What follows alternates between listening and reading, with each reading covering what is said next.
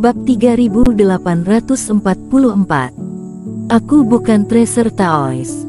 Peringkatku. Tracer Taois terkejut. Aku peringkat ke-9, kepala rumah kalian peringkat ke-4 dan masih ada 1 hari lagi. Apakah aku masih bisa melampaui pangeran klan iblis kalian? Masih berpura-pura, apakah kamu bernama Tracer Taois? Pemuda itu mencibir. Ya, tapi bagaimana kamu tahu itu? Tracer Taois secara tidak sadar setuju, lalu membeku sejenak. Kalau begitu sudah benar, Tracer Taois, yang menempati urutan kedua dalam peringkat, telah melebihi pangeran dari klan kami, jadi apakah kami perlu alasan lain untuk membunuhmu? Kata pemuda itu dengan percaya diri. Peringkat kedua, Tracer Taois. Tracer Taois seperti tersambar petir, seluruh tubuhnya menjadi lilin dan meleleh. Dia tiba-tiba menyadari bahwa dia sedang dikejar untuk waktu yang lama dan ternyata karena ini. Tapi kamu salah, aku bukanlah Tracer Taois itu, namaku adalah Eric Qin. Tunggu, kalian sudah salah. Sebenarnya, aku bukan Tracer Taois, aku Eric Qin. Eric Qin itu menggunakan namaku tanpa pandang bulu. Dia sebenarnya orang yang kamu cari. Melihat klan rubah semakin dekat, Tracer Taois berkata dengan mendesak. Kamu bukan Tracer Taois, jadi siapa kamu? Pria muda itu mengejek. Aku melihat dengan mata kepala sendiri bahwa kamu membunuh roh binatang dengan cara yang aneh itu. Dengan cara yang aneh dan cepat seperti itu, kamu tidak mungkin merupakan orang tanpa nama. Selain kamu, tidak ada orang lain di papan peringkat. Tidak ada kultivator lain yang bisa melakukannya. Ditemukan, jadi aku menyarankanmu untuk menghemat energi. Tapi aku tidak menyangka bahwa teman seiman akan berkeliaran di pinggiran hutan pagi kabut dan bertindak sendiri, membuat kita semua merasa mudah dan aku mengaguminya. Gila, apakah kamu tuli?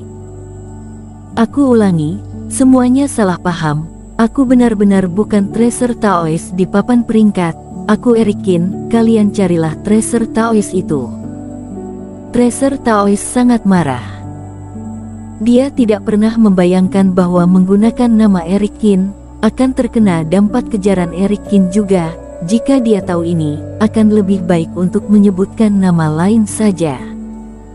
Eric Qin, kamu menipuku. Tracer Taois meraung di dalam hatinya. Berhenti bicara dan mati untukku. Pemuda itu menyeringai. Bunuh. Lebih dari puluhan kultivator klan unggas itu sama sekali tidak mendengarkan omong kosong dari Tracer Taois dan mata mereka penuh dengan cahaya dingin. Mereka semua mengelilinginya dan bergegas menuju Tracer Taois. Selama Tracer Taois terbunuh atau Tracer Taois dipaksa untuk menghancurkan tanda, peringkat Kelvin Peng akan kembali ke posisi ketiga. Kalaupun ada beberapa perubahan lanjutan, setidaknya tidak akan keluar dari 5 besar. Setidaknya, itulah yang mereka pikirkan. Dalam sekejap, cahaya Reiki melintas, suara guntur terdengar di hutan dan bumi dan langit bergetar. Di antaranya, ada juga teriakan Tracer Taois dan teriakan kultivator klan unggas. Setelah beberapa saat, semuanya menjadi sunyi. Di lokasi pertarungan, terdengar helaan napas panjang. Hei, kenapa repot-repot? Pada titik ini, hutan benar-benar hancur. Hanya ada mayat di sekitar dan ada bercak darah.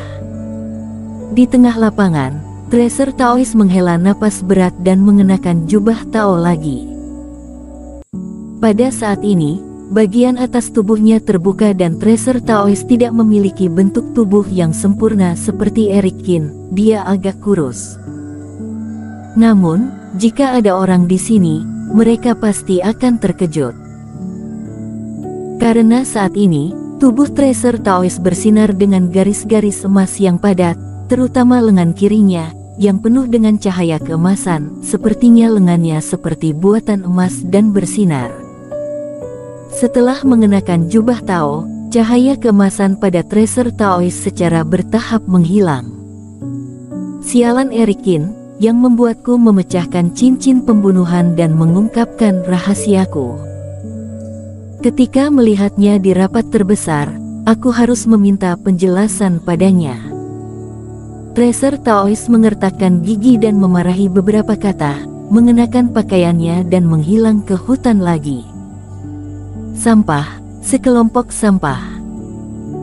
Selanjutnya ketika Kelvin Peng pergi ke dalam rapat terbesar, dia melihat cincin perunggu, nama Tracer Taois masih di urutan kedua dan setelah masuk, para kultivator yang dia kirim semuanya tidak kembali lagi. Mengetahui bahwa rencananya gagal, dia tidak bisa menahan diri untuk terlihat pucat dan tidak bisa menahan amarah. Tidak ada keraguan bahwa Erikin tidak mati, dia masih keempat. Dan di belakang, ada beberapa kultivator mengejar, peringkatnya masih tidak aman. Setelah mengetahui bahwa Pangeran Klan Unggas mengirim orang untuk menyerang Erikin dan hasilnya adalah orang-orang Klan Unggas dimusnahkan lagi, bahkan baik Mita Yan dan Sierra Qin tersenyum pahit. Kali ini, di hutan pagi kabut, Erikin bisa dibilang sebagai orang yang paling berpengaruh. Pertama, mereka membunuh kultivator kota F dan kemudian kultivator Klan Unggas. Menyinggung dua kekuatan dalam satu tarikan napas, Erikin, apakah orang ini melakukan hal terlalu banyak? Namun, setelah keributan ini, Klan Unggas gagal mengungguli Qingzu. Kini, di hutan pagi kabut, hanya Qingzu, Klan Kera, Klan Beruang dan Klan Rubah yang tersisa. Awalnya, mereka adalah tiga daratan yang paling lemah, tetapi mereka berada di peringkat kedua, ketiga dan keempat. Dia tidak tahu apakah peringkat ini akan berubah pada saat terakhir. Di dalam rapat terbesar, angin bertiup kencang. Namun di luar tanah berbahaya roh binatang, semuanya berjalan seperti biasa. Zhenohu membawa kerumunan orang dan mendirikan kemah di depan gedung ini. Bagaimanapun, kelompok kultivator Klan Rubah mereka juga memadatkan segel transmisi dan Zhenohu menghabiskan banyak waktu mencari adik perempuannya sebelumnya, jadi dia tidak berencana untuk bersaing dalam daftar.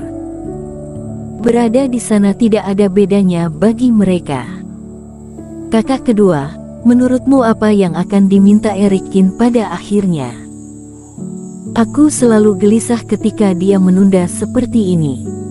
Mulyanihu mengerutkan kening. Aku tidak tahu tentang ini, tetapi aku pikir teman seiman Qin ini memiliki karakter yang baik. Dia mengatakan bahwa dia akan memberi kita jawaban sebelum akhir pelatihan, jadi seharusnya tidak terlalu sulit, kata Zhenohu. Kak, katakan padaku, apakah dia akan memiliki upaya dalam hal itu? Tiba-tiba, Mulyanihu menarik-narik ujung bajunya. Upaya apa? Zhenohu tidak mengerti. Itu, memintaku untuk menjadi selirnya atau semacamnya. Aku mendengar bahwa beberapa kultivator biasa memiliki preferensi aneh dan berspesialisasi dalam memelihara beberapa selir binatang roh seperti rubah dan iblis monster dan mereka juga suka bermain dengan telinga dan ekor klan kami. Menurutmu jika dia ingin membuat permintaan yang tidak masuk akal, haruskah aku setuju? Berbicara sampai sini, telinga Mulyanihu memerah. Zhenohu mendengarkan, menatap matanya dan hampir memuntahkan darah. Kamu gadis kecil ini, isi kepalamu penuh dengan pikiran aneh. Zhenohu memelototinya. Teman seiman Qin seharusnya tidak membuat permintaan seperti itu. Tentu saja, bahkan jika dia melakukannya, aku tidak akan bisa menyetujuinya. Dari sudut pandangku, darah leluhur keluargaku sangat berharga dan dia juga tahu bahwa aku tidak tahan untuk menolak, jadi dia harus memikirkan kondisi ini untuk waktu yang lama, memikirkan sesuatu yang sangat mahal, sulit dan bahkan mendekati batas kemampuanku. Setelah menghembuskan napas, Zenuhu membuka mulutnya sambil berpikir. Bukankah itu menyulitkan kakak? Maaf kakak kedua, aku terlalu egois sebelumnya, kata Mulyani Hu dengan perasaan bersalah. Tidak apa-apa. Selama itu bisa membantumu melewati hati iblis, tidak peduli seberapa sulitnya, kakakku juga akan melindungimu dari angin dan hujan. Zenuhu tersenyum. Kakak beradik itu sedang berbicara ketika mereka melihat kabut hijau bergetar dan Erikin terbang keluar dengan wajah cemberut. Kemudian, dia mendarat tepat di depan kakak beradik itu. Teman seiman Hu, aku sudah menemukan cara untuk menggunakan kondisi ini. Teman seiman Qin, silakan katakanlah, selama aku bisa melakukannya, aku akan melakukan yang terbaik. Bersambung.